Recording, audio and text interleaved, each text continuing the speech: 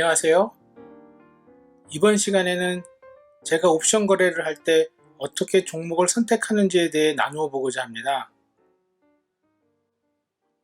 오늘 이야기는 오마하의 현인이라고 불리는 워렌 버핏의 말을 인용하는 것으로 시작하겠습니다.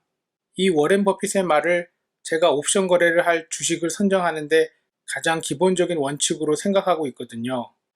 말 그대로 10년 동안 보유하고 싶은 주식이 아니라면 단 10분이라도 보유할 생각을 하지 말라는 이야기입니다. 미국의 뉴욕 증권 거래소에서 거래되는 상장 기업들이 대략 2,800여 개이고 캐나다의 토론토 증권 거래소에서 거래되는 상장 기업들도 대충 1,500여 개입니다.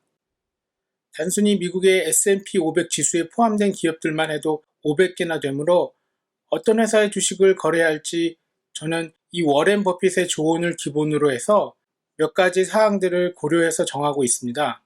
이 영상에서 설명드리는 이야기들은 그냥 참고용으로만 생각해 주시면 좋겠습니다. 또한 너무 자세한 설명은 지루하게 느껴질 수 있으므로 가볍게 의미만 살펴보고 넘어가도록 하겠습니다. 시가총액이란 해당 회사의 상장 주식수를 시가로 평가한 금액으로 총 발행 주식수에 주가를 곱해서 산출하는데요. 시가총액이 크면 클수록 전체 주식시장에서 해당 회사의 비중이 크다고 볼 수 있습니다. 미국 S&P 500 지수에 편입된 회사들이 시가총액 상위 500개의 기업들인데 저는 주로 이 S&P 500 지수에 편입된 회사들을 관심 있게 보고 있습니다. 시가총액과 같은 정보는 인터넷 주식 관련 사이트에서 쉽게 확인해 보실 수 있습니다. 예를 들어 cnbc.com에서 마이크로소프트 주식을 검색해 보면 마켓캡, 즉 시가총액 정보를 확인할 수 있고 이는 현재 주가의 유통 주식수를 곱한 금액입니다. 기업의 자본 규모에 상관없이 한 주당 수익을 비교하고 싶을 때 확인하는 것이 주당 순이익입니다. 영어로는 earning per share를 줄여서 EPS라고 하는데 이는 회사의 단기 순이익을 보통주의 유통 주식수로 나눈 값을 말합니다. 우리는 이 EPS를 이용해서 어떤 회사의 주가를 같은 업종군과 비교하거나 같은 업종의 다른 회사와 비교해서 저평가되어 있는지 아니면 고평가되어 있는지 살펴볼 수 있는데 이때 이용하는 수치가 바로 주가 수익 비율입니다. 영어로는 Price Earning Ratio라고 하는데 줄여서 PER이라고 합니다. 즉 회사의 주식 가격을 주당 순이익으로 나눈 수치를 말하는데 무조건적으로 PER이 낮다고 저평가된 주식이니 사야 한다고 단정 지을 수는 없지만 기업들을 비교할 때 고려하는 수치 중에 하나입니다. 아까 보신 마이크로소프트의 정보를 보시면 주가가 182불 92센트일 때 주가 수익 비율 PE 레이쇼는 주가 182불 92센트에서 주당 순이익 EPS 5불 67을 나눈 가격으로 32.27이 됩니다.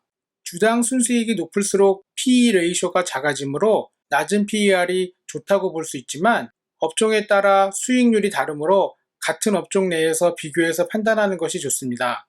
예를 들면 테크놀로지 서비스 업종의 PE 레이쇼가 31.33일 때 구글의 PE 레이쇼는 28.54이고 페이스북의 PE 레이쇼는 31.01이므로 구글은 주가 대비 순수익이 동종 평균치나 페이스북보다 높다고 볼 수 있고 따라서 구글의 현 주가는 동종 업종이나 페이스북과 비교해서는 저평가되었다고 볼 수 있습니다.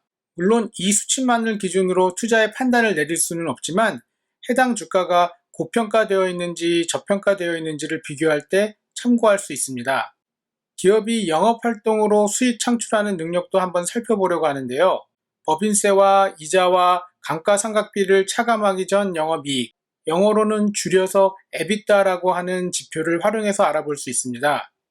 기업의 가치가 순수한 영업활동을 통한 이익의 몇 배가 되는지 알아보기 위해 기업 가치를 EBITDA로 나눈 수치인 EV/EBITDA 지표를 활용하는데요.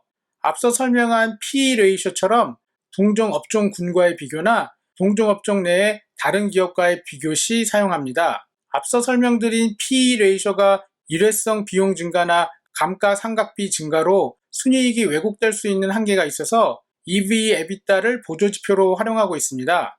예를 들어 마이크로소프트의 EV/EBITDA가 23.41이라고 하면 현재 이 기업을 시장가로 인수하면 영업이익으로 원금을 회수하는 데 걸리는 시간이 23.41년인 반면 동종업종인 구글의 경우는 19.72년으로 더 짧은 기간 내에 투자 원금을 회수할 수 있다고 볼 수 있습니다.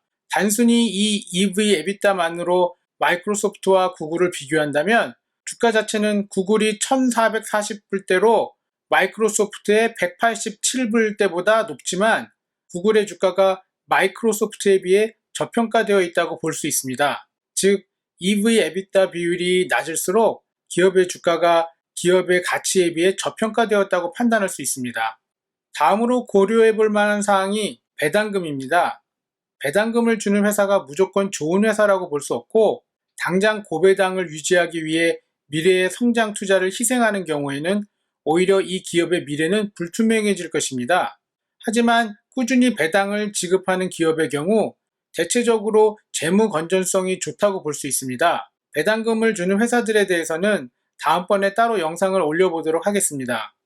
이 외에도 부채 비율이나 성장성 등 여러 고려할 만한 사항들이 있지만 이 정도로 정리해 볼까 합니다.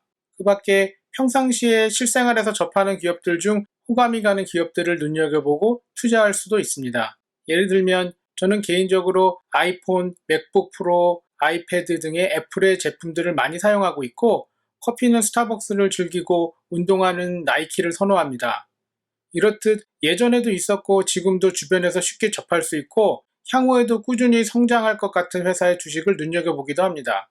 어차피 이 회사들의 제품이나 서비스를 구매하고 있는데 이런 회사의 주주가 되거나 이런 회사의 주식 거래로 수익을 벌 수 있다면 더 좋지 않을까 해서 말이죠. 반대로 변동성이 심한 주식이나 진입장벽이 낮아서 후발 업체들과의 경쟁이 심해져서 수익 구조가 악화될 수 있는 회사들은 피하는 편입니다. 예를 들면 정부의 정책에 따라 영향을 많이 받을 수 있는 마리아나 관련 주식들은 가능하면 거래하지 않고 있습니다. 또한 옵션 거래의 경우 실제 주식 100주 단위로 거래되므로 아마존이나 구글과 같이 주당 가격이 높은 종목들은 지금 제 자금 형편상 옵션 거래는 하지 못하고 있습니다. 2019년 9월부터 제가 직접 했던 풋옵션 거래들을 좀 간추려 보았습니다. 풋옵션을 매도하고 만기일까지 기다려서 프리미엄을 100% 다 수익으로 챙긴 경우도 있고 풋옵션 매도 시 받았던 프리미엄 가격이 낮아졌을 때 다시 되사서 포지션을 청산한 경우도 있습니다. 보시다시피 제가 하고 있는 풋옵션 매도를 이용한 투자 방법은 단기간에 높은 수익률을 원하시는 분들을 위한 전략은 아니니 적은 수익이라도 꾸준히 얻고 싶은 분들께만 추천드립니다. 이상으로 이번 영상에서는 제가 옵션 거래하는 주식 종목들을 선정함에 있어서 고려하고 있는 사항들에 대해 나누어 보았습니다. 어디까지나 제 개인적인 의견이므로 참고만 하시고 본인의 투자 성향에 맞추어 종목과 투자 방법을 선택하시면 좋을 것 같습니다. 감사합니다.